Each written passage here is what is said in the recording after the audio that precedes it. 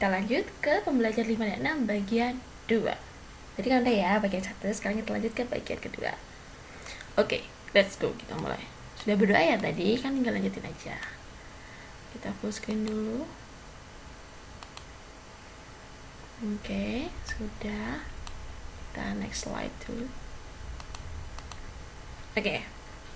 Pernah gak sih dari kalian semuanya anak-anakku kelas 3 jadi kecapean yang pernah ke Indomaret atau Alfamart atau ke Prima, ke Atmaja, Sidoagung atau ke WS, whatever, manapun itu, ini supermarket, terus kalian tuh di sana tuh ngeliat rak susu.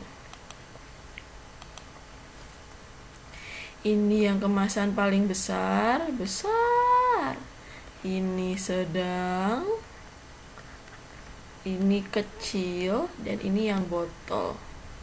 Pernah lihat ya? Nah, Budia termasuk orang yang suka menikmati, bisa menikmati susu. Nah, biasanya Budia beli yang ukuran besar karena harganya lebih murah daripada beli yang ukuran kotak kecil atau kotak yang lebih kecil lagi atau mau yang botol ini.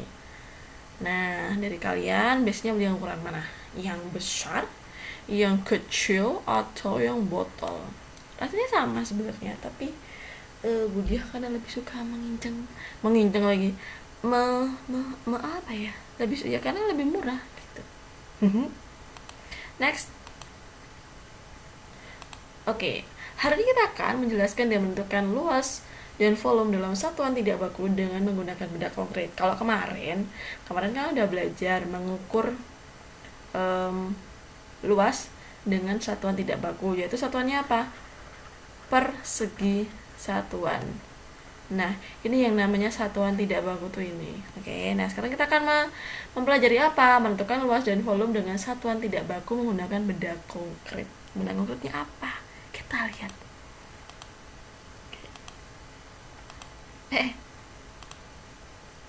Oke. Silakan buka paket halaman 45. Ini kita coba ya. 45. Oke. Di situ Benny itu membeli susu. Benny melihat susu yang disimpan dalam berbagai kemasan kayak tadi ya. Nah, nih. Ada yang kemasan besar yaitu kemasan A. Ada yang kemasan sedang, kemasan B, ada yang kemasan kecil atau kemasan C. Nah, di sini nih umpamakan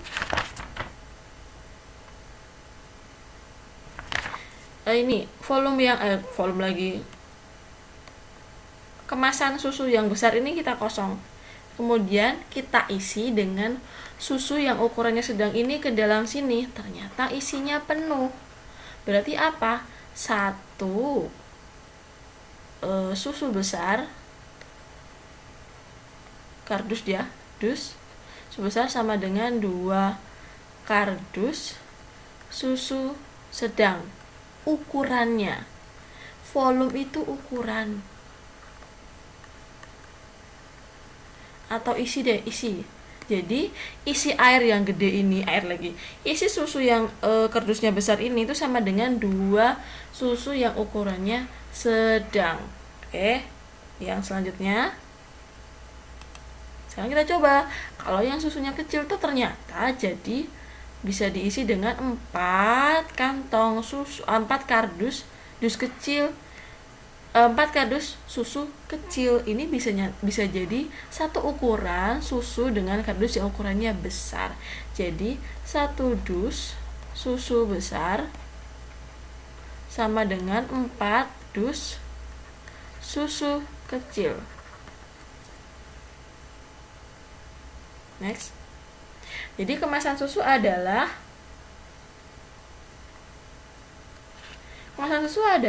satuan tidak baku. Karena tadi kita patokannya apa?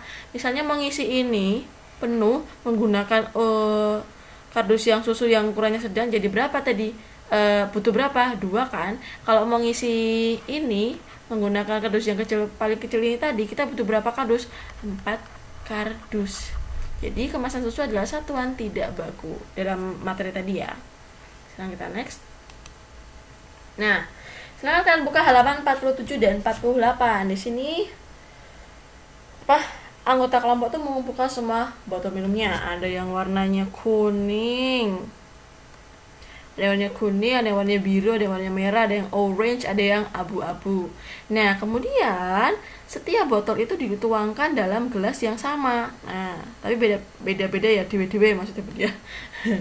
Yang punya Udin itu sampai sini, kemudian Edo tuh yang paling penuh, kemudian Edo segini, Dayu segini, Beni sebatas ini. Kemudian kita jawab pertanyaannya ya. Botol minum milik titik-titik memiliki volume paling banyak. Volume tadi apa? Isi paling akeh itu sih mana tadi? Punyanya Udin. Botol minum milik titik-titik memiliki volume paling sedikit. Artinya apa? Yang isinya paling sedikit itu punya siapa? Ternyata punya Edo. Next. Buat tema 7 halaman 48. Urutkan kotak susu dari yang volumenya sedikit. Kalau yang ini pertanyaannya adalah lingkari gambar yang memiliki volume lebih banyak.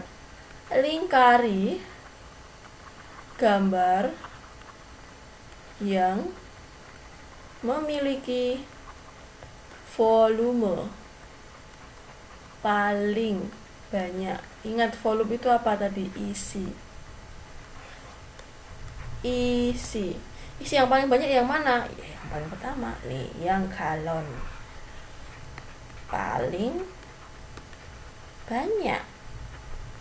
Kemudian urutkan susu dari volume sedikit ke volume yang paling banyak. Berarti kita urutkan dari yang paling kecil, sedang, ke yang paling besar. Berarti urutannya berapa? 3, strip 2, strip 1. Seperti itu ya. Kita lanjut. Ini ada soal lagi nih. Urutkan mulai dari gelas yang memiliki volume paling banyak hingga volume paling sedikit. Oke, kita jawab dulu. Ini kira-kira yang paling banyak yang mana nih? Kira-kira yang paling banyak adalah nomor 3. Kemudian nomor berapa? Nomor 4. Kemudian nomor berapa? Nomor 2. Kemudian nomor berapa? Nomor 5. Terakhir nomor 1. Gitu ya. Sekarang kita lanjut. Nah, sekarang silakan kalian buka buku tema 7 halaman 52. Itu ada proses teks tentang pembuatan tempe. Di sini akan Budia ceritakan dalam bentuk gambar di sini ya, karena di sini kan teksnya agak panjang. Oke. Kita Budia bacakan dulu.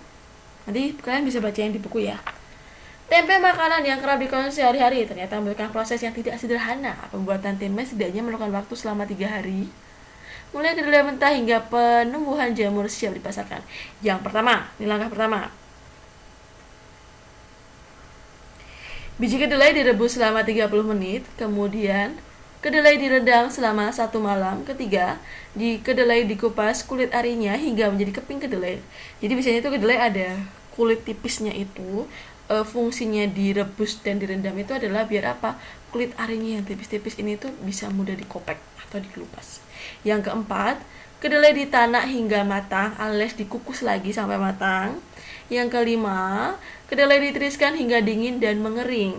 Jadi sampai dingin dulu, sampai kering, nggak ada uap-uap airnya. Nah, setelah sudah kering, baru ditambahkan ragi. 1 kg kedelai sama dengan 1 gram ragi. Jadi nggak 1 kilo, misalnya kalian ada kedelai 1 kilo, terus raginya 1 kilo. Oh, tidak. Jadi kedelai raginya 1 gram. Ada ukurannya sendiri ya. Yang ketujuh, bungkus kedelai menggunakan daun pisang atau plastik lalu diperam. Diperam itu didiamkan. Tempe jadi dalam 2 hari dan siap dikonsumsi. Oke, nilai gizinya nih loh. Lemaknya 10,8, karbohidrat 9,38, 18,54 protein dan 193 kalori. Makanya kalau kita makan tempe itu cenderung bisa bikin kenyang karena ada kandungan karbohidratnya. Sekarang kita akan cari tahu. Nah, tempe itu kalau di luar negeri harganya berapa tuh Budia? Oke, sekarang kita mulai dari Amerika Serikat. Di Amerika Serikat itu harganya 53.000. Mahal Budia? Iya mahal banget. Kita lihat lagi yang paling mahal di mana? Di Australia ini harganya berapa? 158.000. Tempe. Tempe di Indonesia di warung dekat rumah kalian itu berapa? Paling mahal 5.000, ada yang 4.000, bahkan ada yang 2.000 dapat 3. Di sini berapa? 158. Kemudian di Inggris itu ada 145.000 harganya. Di Jerman 30.000. Oke, masih murah ya. Di Jepang 41.994, di Palestina 68.000, di Perancis itu sekitar 62.000 sampai 124.000, di Swiss itu 27.000. Dari ke-8 negara ini di Swiss paling murah. Muria, kok bisa sih tempe di sana harganya mahal? Kenapa mahal?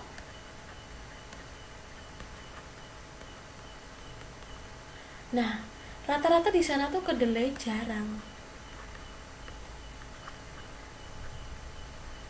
Dan misalnya ada pun tidak diolah menjadi tempe. Nah, raginya pun juga ragi khusus. Tidak di setiap negara itu punya ragi khusus tempe. Makanya tempe ketika dijual di negara Amerika Serikat, Inggris, Jepang, Prancis, Australia, Jerman, Palestina, dan Swiss itu harganya cenderung lebih mahal, bahkan sangat mahal. Karena alasan-alasan itu tadi, kedelai di sana jarang dan tidak diolah menjadi tempe, dan raginya itu juga jarang ditemukan di sini. Nah, biasanya orang-orang yang produksi tempe di luar negeri ini itu mereka harus impor dari Indonesia. Jadi raginya itu dikirim ke Australia, ke Amerika, ke Inggris, ke Jepang, ke Palestina, Jerman, Prancis, dan Swiss, kepada orang-orang yang memproduksi tadi. Misalnya di sana ada orang Indonesia, ya di sana mereka ngirim untuk orang itu yang produksi tempe itu. Oke? Setelah kita lanjut lagi. Teknologi pangan itu bermanfaat untuk apa kira-kira? Ya, teknologi pangan kenapa? Penggunaan ilmu pengetahuan untuk mengolah makanan. Ingat ya, teknologi pangan adalah penggunaan ilmu pengetahuan untuk mengolah makanan. Oke, manfaatnya apa? 1. Menciptakan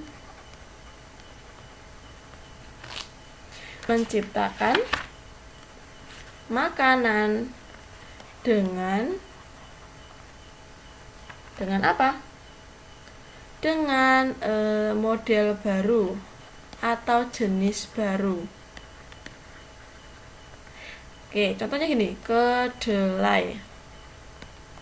Tanpa adanya teknologi pangan, budaya singkat TP, itu kan nggak akan bisa yang namanya makan kecap, menemukan kecap, kemudian apalagi ada tahu, ada tempe.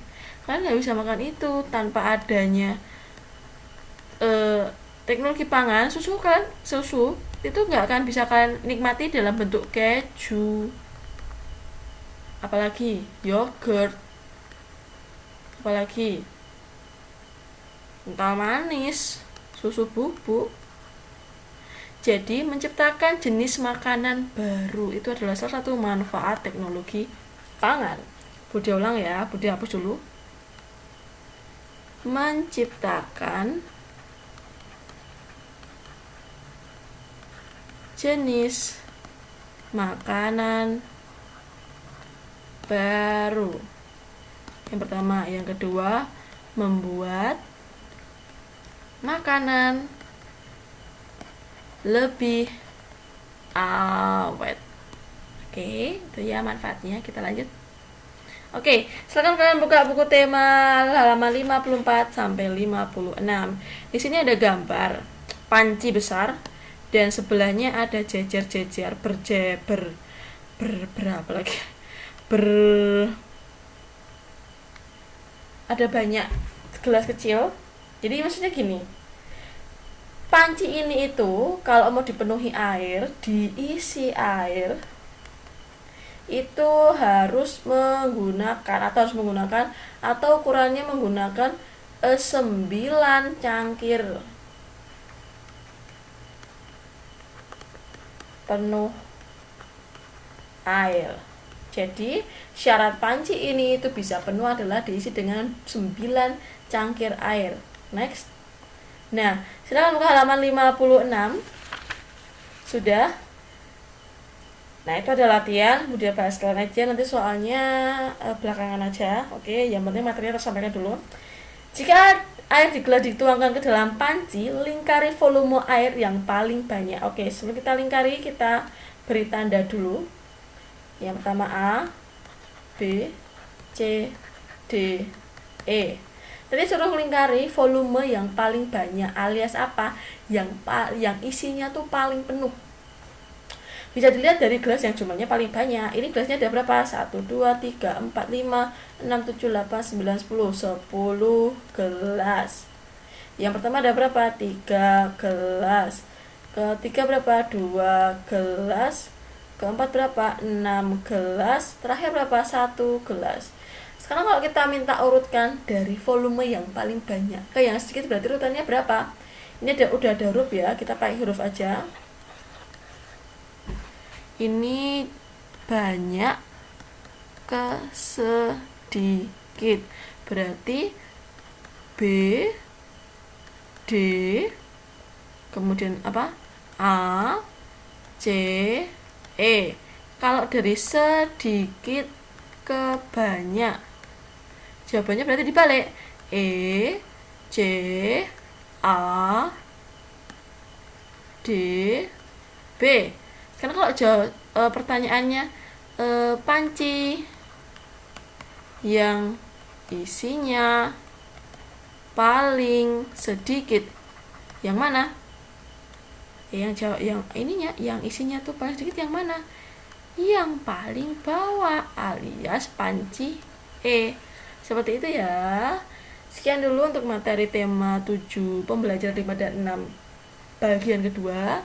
Untuk soal yang di bagian kedua ini akan Budia kasih hari Rabu insya Allah. Sekian dulu materi hari ini. Wassalamualaikum warahmatullahi wabarakatuh.